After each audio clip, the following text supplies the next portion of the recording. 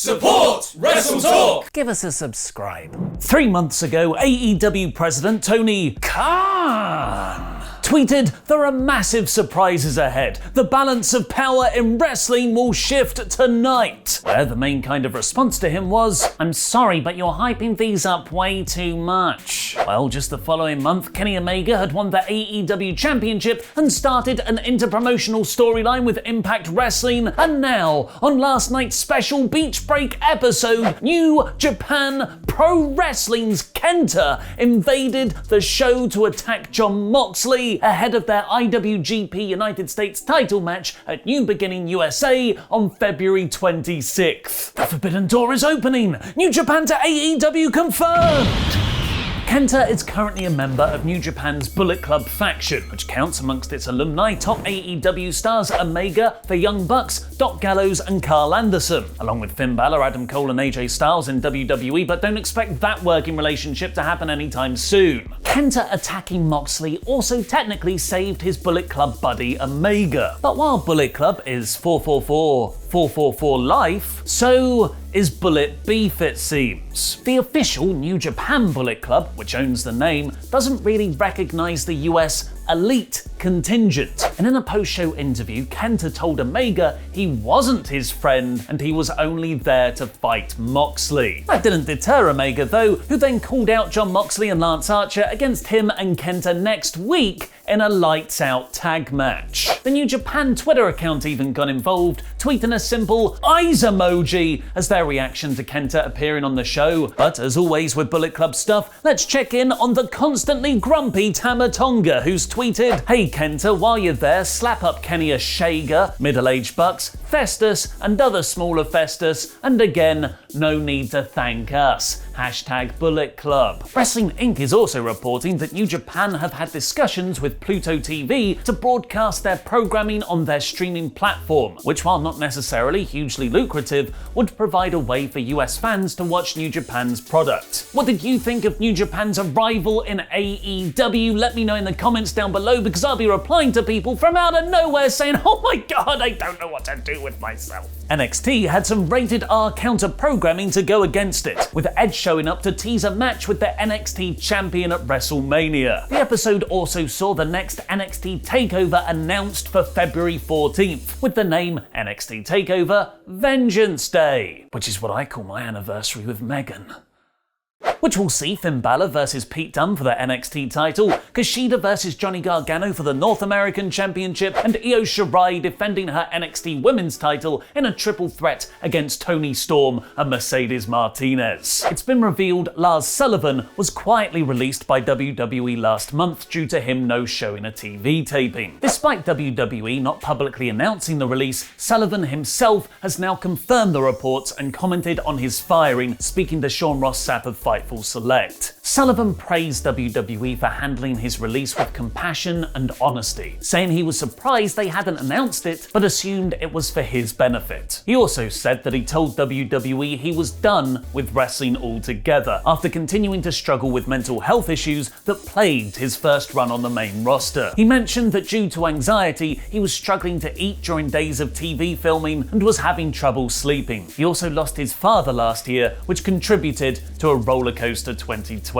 Sullivan didn't shy away from his actions, saying his release also came about because of stuff he'd done that he'd called idiocy and his own selfish behaviour. He also made it very clear that he was well treated by both the WWE office and the locker room, and this was not a case of bullying. Which makes it very interesting that another WWE source told Fightful Select that they saw Sullivan's shirtless interview with Michael Cole on SmackDown as sabotage, in a way to make Lars look silly. Though they also mentioned that if it was a test, he passed it. Now, before I get into my review of last night's AEW Dynamite, we hosted the incredible Matt Rehwoldt, the former Aiden English in WWE, on yesterday's QuizzleMania. Go check him out on his Wrestling with Whiskey channel, and here's a clip of him correctly identifying his own nipples.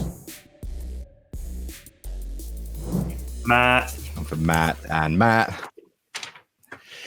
We are indeed the nipples of one Slap man. him. Right. I will take put that picture back up. Certainly. So like it's in this way, like, it's not the nipple that it is a little bit because I do have this weird thing. I have a hairy chest, but the hair doesn't grow on my nipples. It's weird. This is getting real personal. It really is. But also the giveaway for me and a little fun fact inside story. If you're looking at the screen, it's on the right, but it's my left. The pec is shaped differently. Oh yeah. If you know, because that pec is partially torn. And it has been since fall of 2015, and it still is. Oh, wow. I just thought it was like kind of the hair had grown or like a shadow or something like that. Like even when I fly, the other one, it's like it's pulled up all the way to my shoulder joint here. It's connected all the way. That one is like there's a huge divot right there because it's not connected all the way. Oh man, when did that happen? So I remember it was right after me and Simon had won the tag titles in NXT. We were at a house. I remember this so specifically, Lakeland, Florida. It was like a little Coco show, and it was me and Simon and somebody versus like Revival and Baron Corbin. And I remember we were going into like the go home sequence. Baron Corbin gives me deep six, and so you almost go up like for a belly to back, and you spin around. But for whatever reason, when I fed up for it, this shoulder jerked back, and I felt it go down my arm. I thought I tore my bicep. And I hit the ground, and it's like a shot. It was like a warm, like Triple H talks about, like a warm bat just like nailed me in the arm. And I'm like, okay, we're going home. I literally I got tagged in Simon or something like that. Boom, boom, boom. I did the little swanton finish, 1, 2, 3, and went to the back. I was like, I think I tore my bicep. It was all black and blue from my chest down to my bicep. Waited for the swelling to go down, and yeah, they kept me off shows for like 2-3 weeks. And they never, I'm not trying to cash shade, but they never sent me for an MRI or anything. They were just like, take a day off and like come in and see us and we'll kind of evaluate it. It didn't feel painful to the touch really. Like it hurt to extend for a couple days, but yeah, they never sent me for an MRI. And like, so I kind of just rested and it kind of started to come back, and I was being the young, stupid idiot and wanted to keep wrestling and not be off TV and stuff. So I was like, if I can, all right, I can do this again, which means I can take a bump and I'm okay. And so it healed to the point where I had full range of motion and like, I can push stuff over my head, but like, I can't do push-ups anymore. I can't do bench press. I mean, I can, but like this, like I'm trying to get in the camera. This will happen. This side will just stop.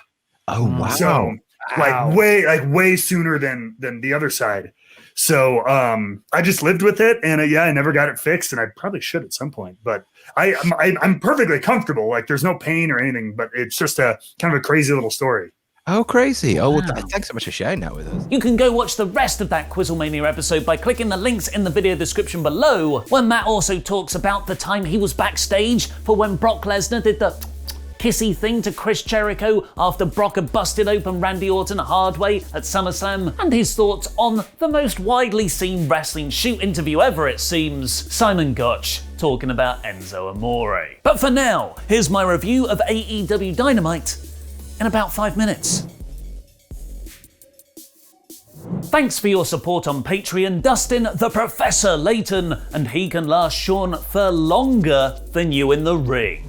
It's Thursday, you know what that means. It's AEW's TV per-view Beach Break Special, where they had surf balls and beach balls on the stage, but not a single commentator wearing a Hawaiian shirt. I don't care if it's February and cold, I want Tony Schiavone in a hula pattern top. The show kicked off with the very rammed Tag Team #1 Contenders Battle Royal. With so many different acts in there, they had a bunch of different feuds and stories to further, the main of which were the Inner Circle and what we all thought was going to be the tag division direction of the Bucks winning here to choose Doc Gallows and Carl Anderson as their Revolution title match. But whenever you think AEW are going to zig, you better prepare for them to zag your pants down. The Good Brothers helped eliminate their Impact Tag Title contenders Private Party, but that weirdly distracted Nick Jackson enough to get the Young Bucks fully eliminated. The Elite tension will continue to bubble away in the background. Instead, a different heel faction's infighting was used for the finish. Chris Jericho seemingly inadvertently eliminated Sammy Guevara just before winning the match for him and MJF, prompting Sammy to storm to the back. Later on, Guevara refused to celebrate with them, and MJF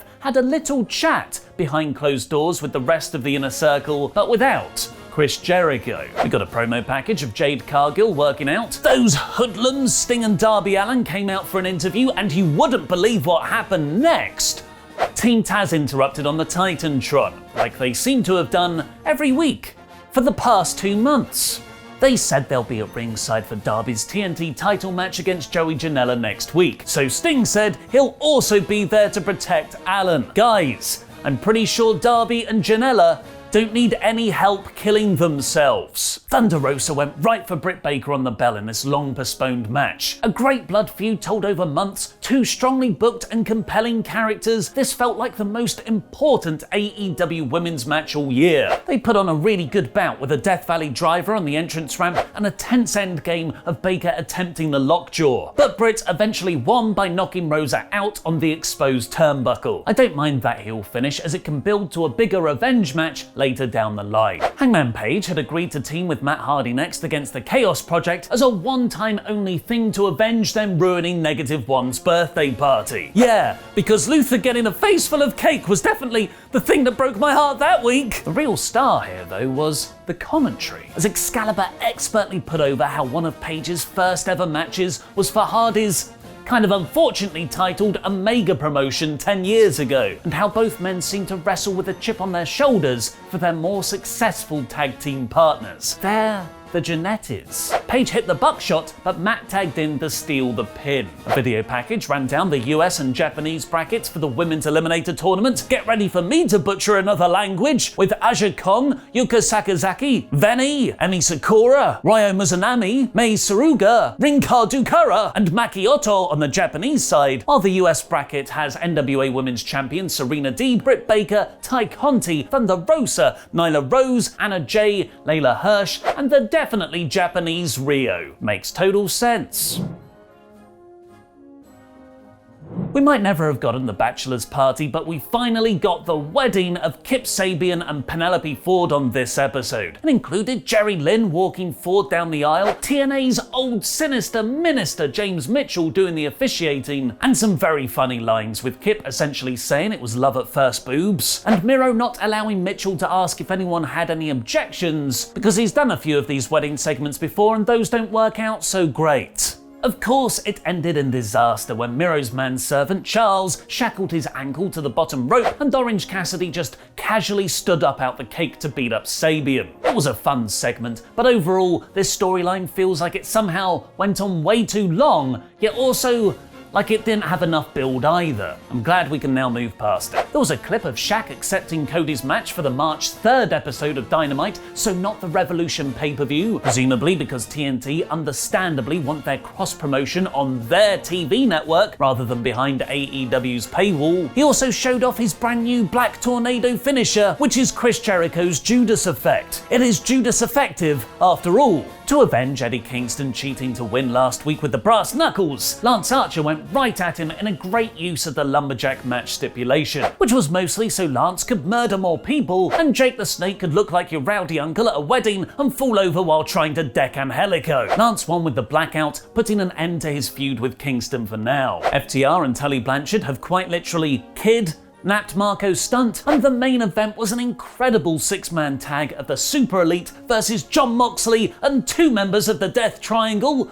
So, Death Line, Pac and Rey Fenix. Every interaction was dazzling. Pac versus Anderson, Doc versus Mox, Omega versus anyone because he's got so much history with each opponent that action more than lived up to its insane star power. But as already covered, it's actually quite easy to forget about the in-ring match because then fricking KENTA showed up from New Japan to hit a go to sleep on Mox. I always thought I'd be talking about you hitting that move in AEW, my best friend forever, who never replies to my messages.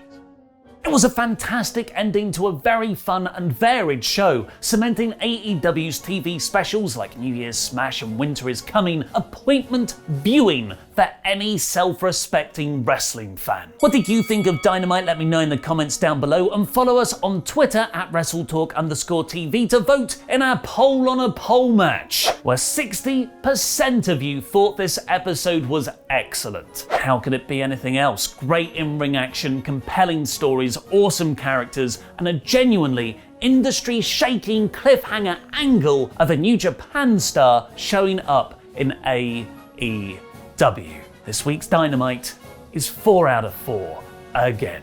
Lars Sullivan has been fired by WWE. Find out the real reason why Vince McMahon finally said enough is enough by clicking the video on the right. And watch the full episode of QuizzleMania with Matt Rehwoldt, aka Aiden English, by clicking the video below that. I've been Mr. Davis.